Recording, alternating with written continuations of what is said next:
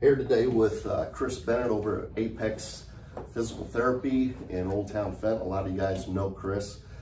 He does assessments for all mixed gym members for free. He's been a huge help for us in the recent years. A lot of times he lets me come down with the member, and so I can find out what kind of treatment they need from me going forward, as well as from Chris. And a lot of times he handles it with just some take-home stuff and no prescription required or anything. So what I love about Chris is that he was with the 1st Cavalry over in Iraq, right? So the 1st Cavalry deploys as a full fighting unit. In other words, they're a city in and of themselves. They do not need any other support from anything else. They got cooks, they got maintenance, they got mechanics, they got housekeeping, they got bookkeeping, they got everything. They got tanks, Humvees, helicopters, artillery, yeah. You name it, everything. Well, back in the 1980s, I read this book called Headhunters. And in the book, they were talking about, it was about the 1st Cavalry pilots, because in Vietnam was the first place they ever got helicopters. And they'd be coming back from a mission, and there'd be some of our guys in trouble, and they were calling for medevac choppers to go pull them out. And the medevac choppers want to go get them. Landing zone too hot. We're not going until it settles down. And these 1st Cav guys would be like, man, that's our guys. We're going. No matter what, they would go down there. One of them gets shot down. The next one to go would get shot down. The next one to go would get shot down. And it was an all or nothing deal with those guys. We were all coming out, or we were all going down. And there was many stories like that in that book. They would go in there and helicopters would get shot down, but they'd keep going until they got everybody out of there. And that is the kind of team mentality that I try to encourage in our gym. That's what we want. You know, we're family. You know, nobody will know the depths of us until they're one of us. I always say that, and that's true.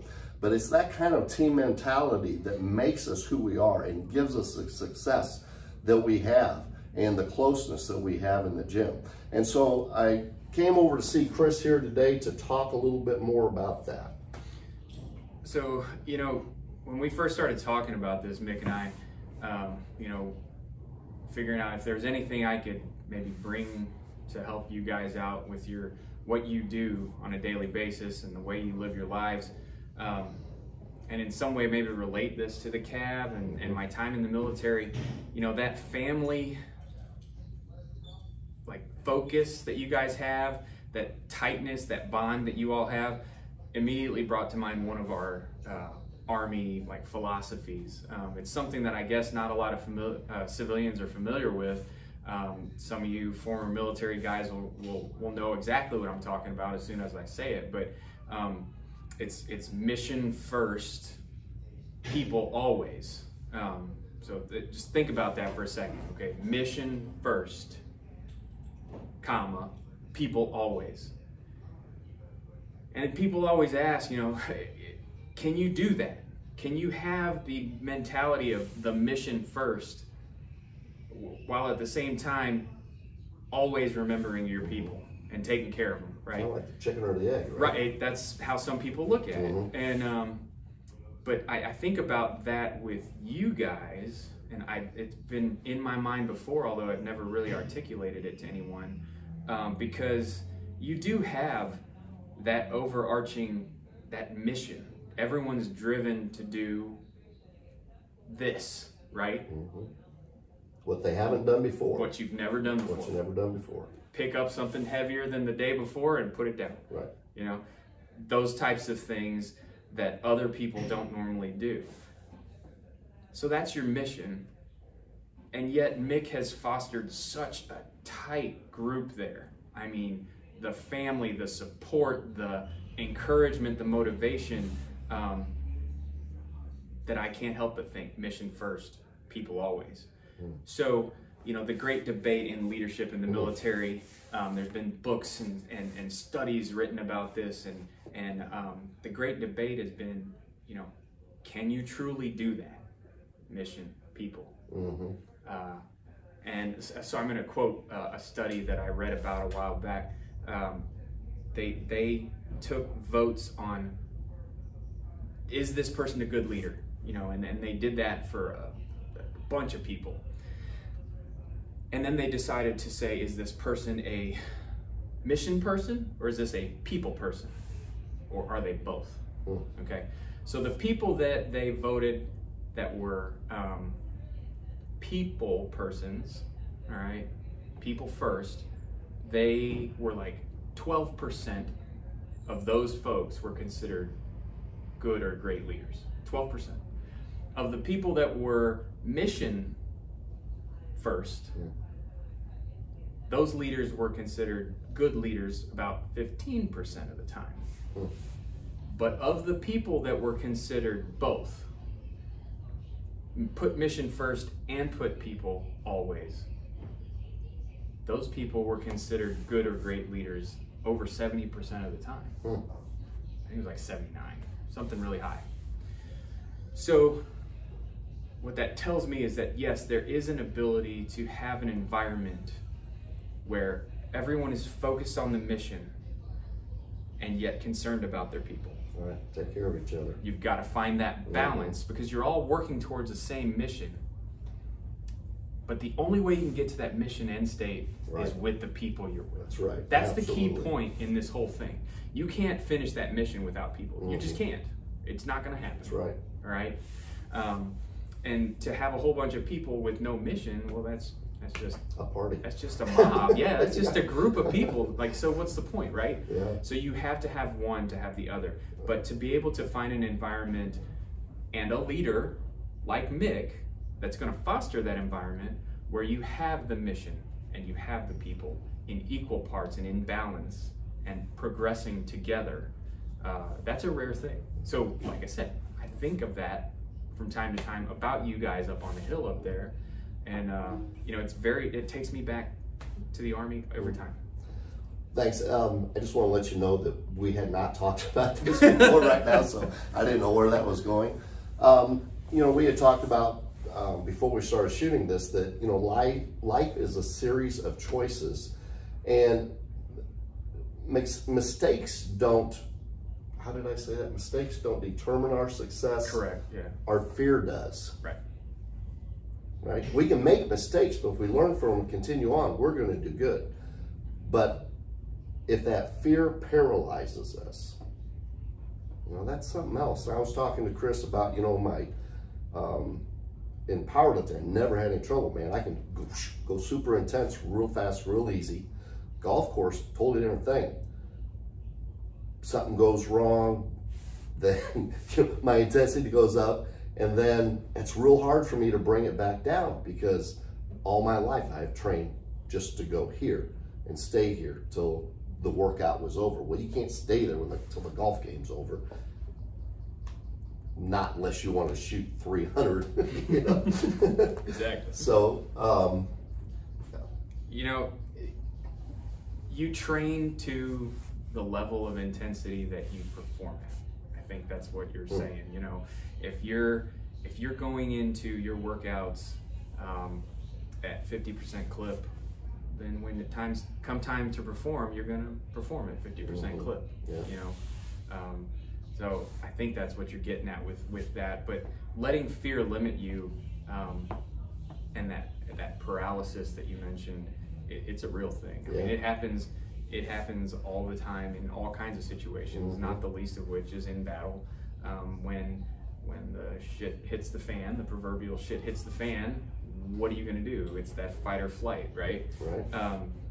And the way that the military gets through that is by the most realistic and stressful training that puts you in the most lifelike situation that you possibly can be in, so that when you are in an actual situation like that, you know, your body knows what to do. So again, in the gym, you know, you've got to train to that same level. You've got to bring it every day. If you bring it every day and you push through those walls when you're in the gym training, then when it comes time to perform on the meet day, it's nothing. It's old hat. It's automatic. Boom. Like you said, you get to that level immediately and you roll. You know, And then you got a little extra boost maybe because it's that day and everybody's watching you and you're, Yeah. you know, so. In the first Cavalry, when I was reading those books, you know, they build that team mentality. Now, I'm sure it's already there, but they nurture that team mentality, of course, guys. And then they train you in that high intensity. There has to be, I would think, something taught to bring you back down. In the past, you know, in Vietnam, they did not. Yeah. They did not. Right. And there were a lot of issues with that, and a lot of the mental health stuff that's come out since the war on terrorism has started has really focused on that, you know, how to bring it back down, how to dial it back in. And what I've found is that a lot of the focus has been on verbalizing and communicating to someone that will listen, whether that be your battle buddy or whether that be your spouse or a friend that doesn't even know anything about what you do, you know, a non-lifter, you know, and talking to them and getting your frustrations out and sharing your experience with that person. Like, hey man, you know, like for us, you know, I came back and so I had to get certain things off my chest. You know what? Yeah, we had a mass cali at one point and they rolled up into my area and I opened up the back of the vehicle and there was this, I saw this, you know, and it was horrible. But getting that stuff off your chest allows you to live your life at a less heightened state than if you didn't. So for someone that does what you all do, gets so high just every day to train, you need to have a way, a person to talk to, a hobby, golf, a hobby, fishing, something that brings you down in a healthy way, you know. But the communication piece has to be there. Whether that's going out with your fellow lifters, you know, going out with everybody from mixed gym and having your barbecues, or going to dinners, bowling, getting away from the gym and talking like this. Having dinner, drinks. Absolutely. But it's that communication piece has been seen as like the #1 thing that you can do to come back. There's reminds me of, you know, the darkness does not survive in the light. And you know, these things that, you know, all of us do from time to time hold inside of us. And then once we're free to talk about them or allow ourselves to be free to talk about them, they don't hold that weight on us anymore. They don't hold that grasp, that control over us anymore. But until we do that, they do. And so like Chris is saying, we have to find somebody at some point in our lives to talk to discuss these things, these traumatic events that have happened to all of us, you know, in our lives. A year ago, my uncle passed away, and I went up to Springfield this last weekend, not realizing I hadn't been there since, you know, they had a party at his house right before they sold it. And on the Friday, as we're going up there, I told Christina, I'm like, man, I'm anxious, and I don't know why. And, you know, we kind of put it together and figured out where it's come from. And it didn't really go away, but I did, every time it came, you know, I have a choice of whether to think that every time I'm going to Springfield, Illinois, somebody's dying, you know, and it happened when my dad died too in Springfield, or choose to, you know, think of the good memories or to talk about those instances. And Christina and I did, we talked about, you know, the experiences and things, and I went and saw my cousin and there was some conversation there, but, you know, flush that stuff out. And then I had to make a conscious choice, right, of not to live according to that fear and to, you know, go with some good memories there, like me and my wife playing golf and stuff. And it doesn't have to always be a big life-changing event. That's that true. That needs communication, that needs to be flushed, that needs to be talked about. It can be, man, I really thought I was going to hit that PR today, and I jacked it up. Frustrated. Yes, the day-to-day frustration. You know, life is this, right? It's a roller coaster, and you're going to hit little speed bumps and big ones. You know, you're gonna have all those problems, but the little ones can add up. So having somebody that you can turn to and say, God, I'm so pissed off, I didn't blah, blah, blah, whatever, whatever, you know, I didn't hit that PR today. I didn't hit that 2-board, whatever, you know, it just, being able to talk to somebody goes so far. And you've got great people within the gym that you are able to speak with. You've got great people that are friends of the gym that I know you can speak with.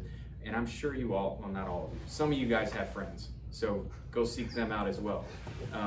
But you know, the choosing thing was always hard for me, choosing to move on. And like you said, that is super hard, but you know, at least being able to speak with other people first may give you the impetus and the motivation to go ahead and make that choice. You know? Be transparent, be vulnerable. You know, and that's what brings us close. You know, in mixed gym, we all tolerate each other's intolerances. And I'm going to wrap it up here in a second. But, you know, we all have a choice in that. And, you know, that's one of the things that brings us so close together in the gym and so tight, is that we are really putting ourselves out there and, you know, allowing ourselves to be vulnerable in front of each other in the aspect that we can make a lift or not make a lift. And then that carries over into some conversation and things like that. But, you know, we talk about intensity levels and bring it down. We talk about a lot of things today, and you know, probably come back and revisit this again, I'm sure, because there's a lot more to talk about. But the main thing being is that, you know, you do have a choice. You can either live by fear or choose not to live by fear. And then, you know, you gotta have pals, you know, gotta have pals. You know, there's one thing that I think about a lot. There's 2 ways that groups are made. One is by sharing experiences so that you'll fight for somebody, or being in the fight with somebody so that your experiences have been shared. Okay, so in the past that was put like male and female. So girls have to hang out with other girls before they'll fight for them on a soccer field.